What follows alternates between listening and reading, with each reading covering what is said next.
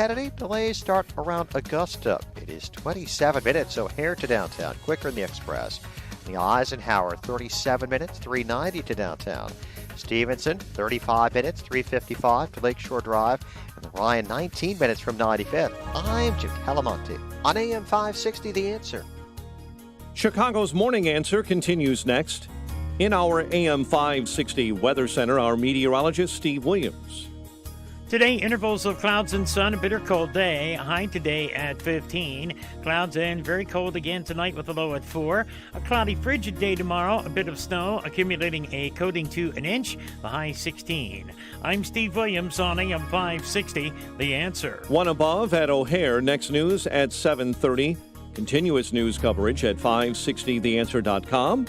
Chicago's Morning Answer with Dan and Amy continues next on AM 560, The Answer.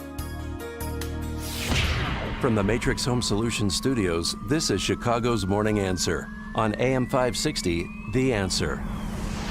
Listen to AM 560, The Answer, online at 560theanswer.com, on the AM 560 mobile app, on your Alexa-powered smart speaker, on TuneIn, iHeart, and radio.com.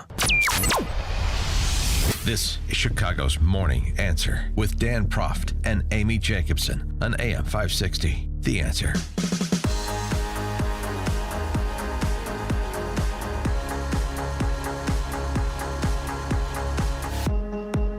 Top of the morning, Dan and Amy. I'm a staunch supporter of Joe Biden and voted for him to save this country, writes Betsy Leroy. She is the proprietor of Pizza by Elizabeth's just outside of Wilmington, Delaware. Staunch supporter of Joe Biden, voted for him to save this country. Problem is, his policies won't allow her to save her business. This president and his team may understand Delaware politics, but I'm not sure they understand the difficulties of Delaware restaurants. How else to explain his proposal to raise the minimum wage for our servers and bartenders from $2.23 an hour to $15 an hour, an increase of more than 400%, which would be a death knell for our industry. And she, writing in the Wall Street Journal, is urging Joe Biden to be something he's not, a leader, moderate. Maybe this is a cautionary tale, and I don't mean to pile on, but I mean, to some extent. Betsy Leroy, maybe she is a cautionary tale for people who make political decisions based on personality rather than on policy. I voted for him to save this country, but I guess my business is going to have to be sacrificed. I suppose she wasn't ready for that. I don't know how she could have missed it. I don't know how she could have missed that a Biden administration would be Bolshevik Bernie staffers implementing Obama policies as we're seeing play out in real time. I should say Obama staffers. I got it reversed. Obama staffers implementing Bolshevik Bernie policies as we're seeing play out in real time. How is that unclear? Do you think they care that the CBO projects a $15 minimum wage mandate would cost 1.4 million jobs? You're going to have to spill a little blood to create heaven on earth, as all authoritarians say. Oh, and by the way, this job loss that has occurred and continues to. Yeah. Remember how 2008, 2009, the Great Recession was a man session? This is the opposite. Carol Markowitz had a good piece in the New York Post talking about this, where the feminists. The National Women's Center noted that the December jobs numbers, 140,000 jobs lost. It was 156,000 jobs that women lost, while men actually gained 16,000 jobs in November. Yeah, because women have to stay home and teach their children. Well, this is exactly her point. Even, writes Markowitz, even more female workers may have felt forced to voluntarily, quote unquote, give up their jobs to be home looking after kids, exiled from their school buildings at the behest of the powerful teachers' unions. Oh, and as CNN reports, the job losses hit black and Hispanic women disproportionately. Feminists are supposed to care about minorities along with women, aren't they? Yeah. Confusing times. And among those confused is Jen Psaki, the White House press secretary. She had this exchange with Fox News' Peter Doocy, continued exchange over the cancellation of the Keystone Pipeline with other pipelines in the crosshairs. And those 11,000 jobs that have reportedly been lost, Yeah. those green jobs or coding jobs that those people are going to have access to, when do those come online? When is it that the Biden administration is going to let the thousands of fossil fuel industry workers, whether it's pipeline workers or construction workers, who are either out of work or will soon be out of work because of a Biden EO, when it is and where it is that they can go for their green job? And that is something the administration has promised. There is now a gap. So I'm just curious when that happens, when those people can count on that. Well, I'd certainly welcome you to present your data of all the thousands and thousands of people who won't be getting a green job. Maybe next time you're here, you can present that. But you said that they would be getting green jobs, so I'm just asking when that happens. Richard Trumka, who is a friend, longtime friend of Joe Biden, says about that day one Keystone EO, he says, I wish he, the president, had paired that more carefully with the thing that he did second by saying, here's where we are creating the jobs. So there's partial evidence from Richard Trumka. Well, you didn't include all of his interview. Would you like to include the rest? So how about this? The Laborers International Union of North America said the Keystone decision will cost 1,000 existing union jobs and 10,000 projected construction jobs. Well, what Mr. Trumka also indicated in the same interview was that President Biden has proposed a climate plan with transformative investments in infrastructure and laid out a plan that will not only create millions of good union jobs, but also help tackle the climate crisis. And as the president has indicated when he gave his primetime address to talk about the American Rescue Plan, he talked about his plans to also put forward a jobs plan in the weeks or months following. And he has every plan to do exactly that. So what's the big deal? You lost your job yesterday. President Biden is going to get around to proposing a jobs plan in the weeks or months to come. You know, again, there's going to be a little blood spilled when you're creating heaven on earth, so just chill out, man. So snarky and dismissive. I can't stand her. She's also an idiot. Ugh. What does that mean, present my evidence about the jobs they're not going to get? I'm asking you when they're going to get jobs. It's just idiotic, by the way. And where do they apply, woman? AFL-CIO President Richard Trumka sat down with some fungible reporter for Axios and was asked about this. Here's Trumka on the Keystone Pipeline cancellation. Can you explain why the president was right? Well, I wish he hadn't done that on the first day, because the Laborers International was right. It did and will cost us jobs in the process. I wish he had paired that more carefully with the thing that he did second by saying, here's where we're creating jobs. We can do mine reclamation, we can fix leaks, and we can fix seeps and create hundreds of thousands of jobs in doing all of that stuff. You think Biden realizes that that was a mistake, that announcement? I think so, yes. Did you talk to him about it? I have not. Talk to him about it. I think he thinks it was a mistake. No, he doesn't, and it doesn't matter what he thinks. Trumka on these how it's going to change going forward. This is, sort of great political interference. Trumka is running for Biden at president. I don't know. I know this: if he does, he'll pair it with job creation. That will be greater than the number of jobs lost. That's if he cancels more pipelines. So, right, that's what's going to happen next time, because he's learned his lesson, according to Trumka, who hasn't talked to him. And the way that you pair it is by killing actual jobs and then, some weeks or months down the road, proposing a package that would ostensibly, maybe, possibly create other jobs to backfill the jobs that you killed that may or may not be available to the job holders that you unemployed through your policy. I mean, this is, everything is government-centric here.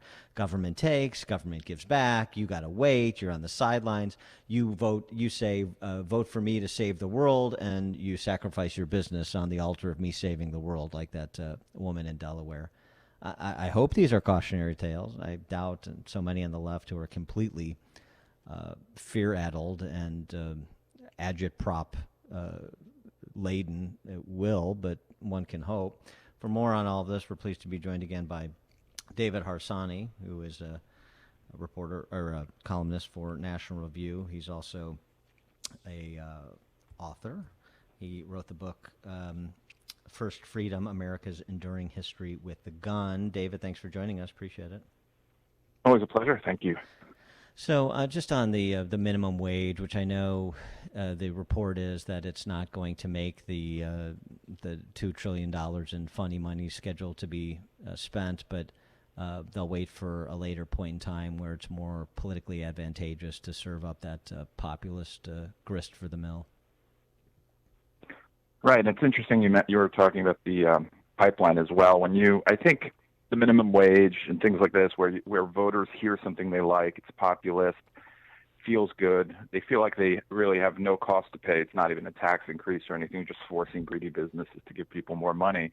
Sounds good, feels good, but then when people start implementing those plans, you realize that the policies themselves are quite destructive, especially, both actually, but the minimum wage obviously is just a job killer. But more than that, it affects poor places more than rich places where most people make $50 an hour anyway, like New York City. But in West Virginia or Nebraska or somewhere else, you're destroying restaurants and businesses of that nature.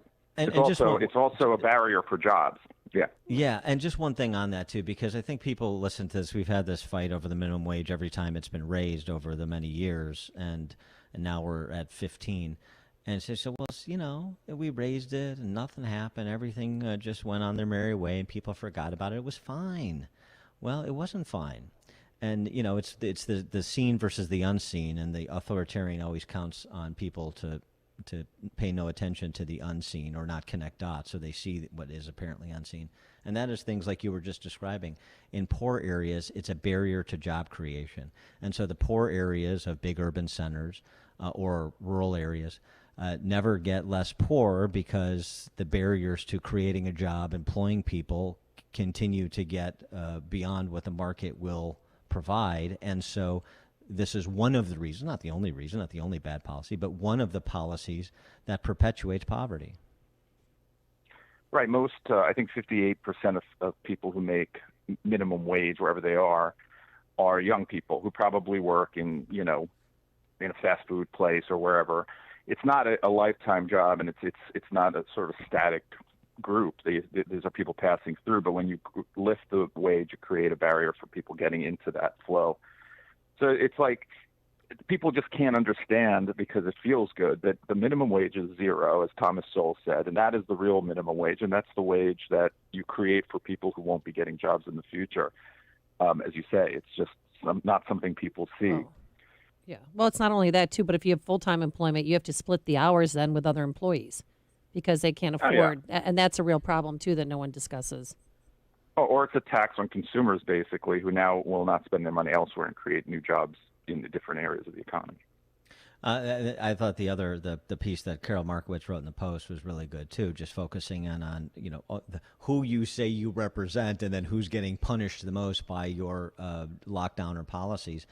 And the stones on these lockdowning governors and mayors to be decrying the unemployment and the economic devastation that the pandemic has wrought is really something to behold. But this is, I guess, their real skill set is getting people to share in their delusions.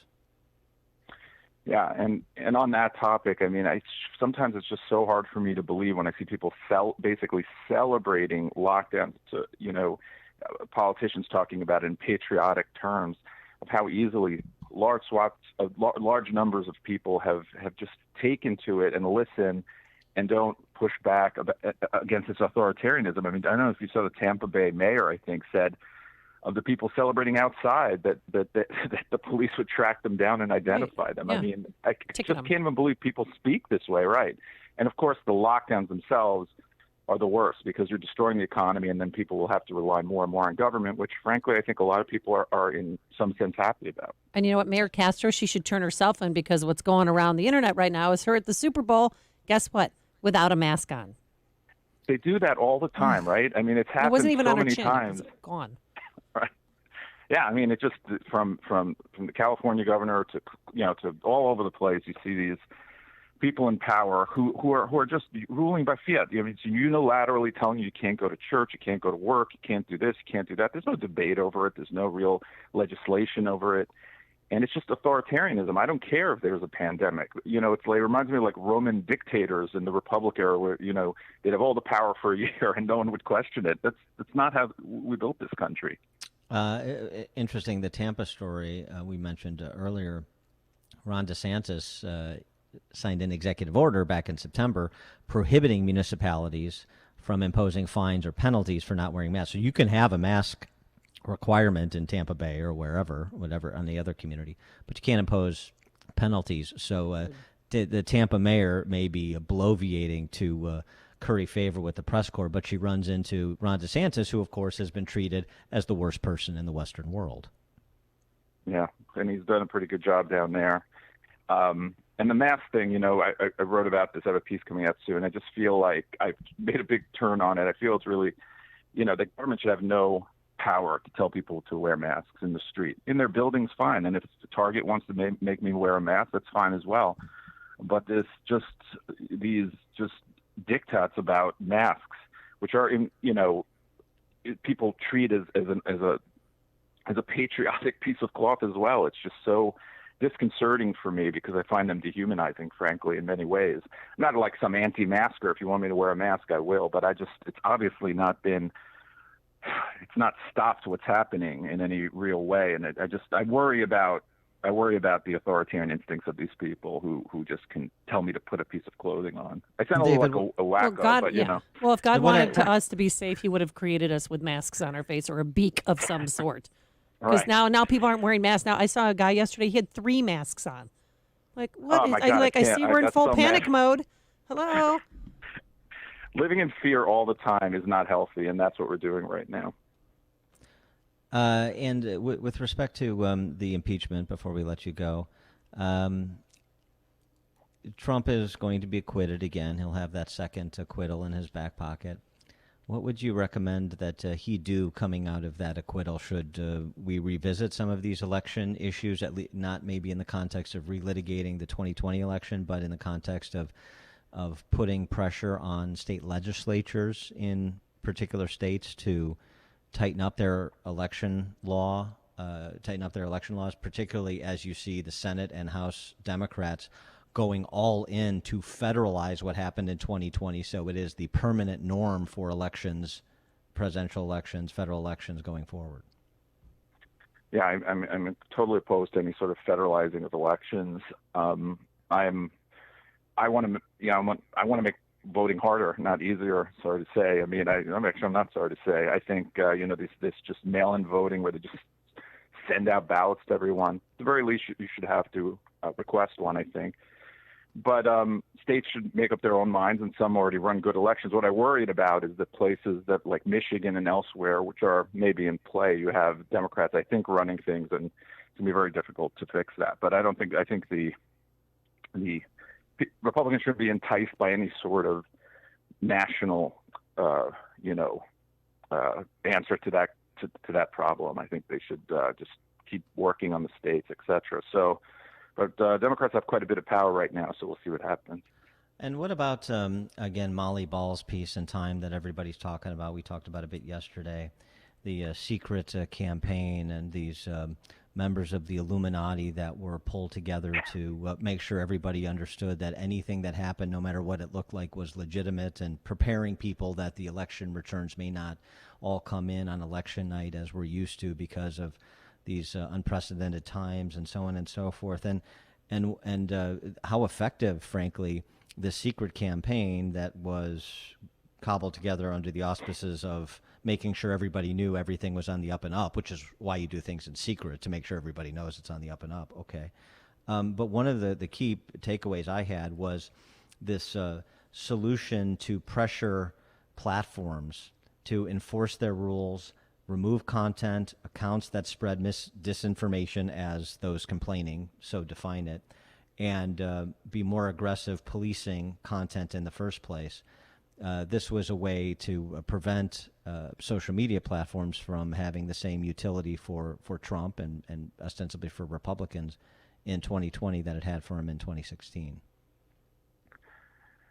Yeah, I mean, I thought some of that piece was a little bit overblown in the sense of being this concerted effort by the left. I mean, there is a concerted effort, and that's how politics are. And I think that Republicans just need to do a better job, as they did.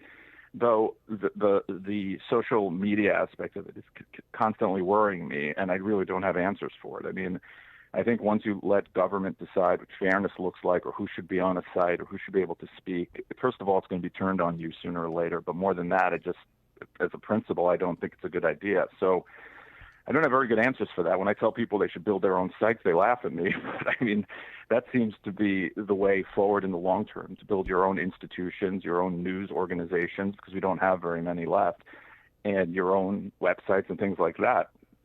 I'm not sure how else to deal with it. Yeah. And we better get to it in a hurry. Otherwise, by the time it turns on them, we'll be too late. There's nobody left to leverage that turning.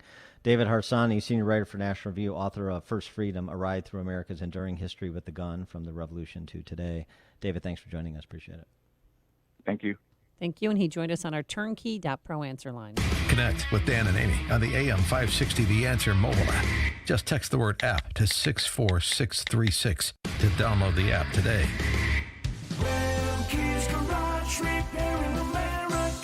You've heard Rumpke's Garage commercials on AM 560, and now they specialize in servicing Sprinters and light-duty diesels. But the experts at Rumpke's also service Isuzu and Chevy low-cab forward trucks.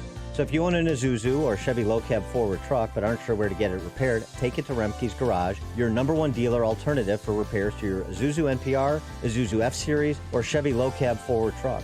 Whether gas or diesel, your truck is the lifeline of your business.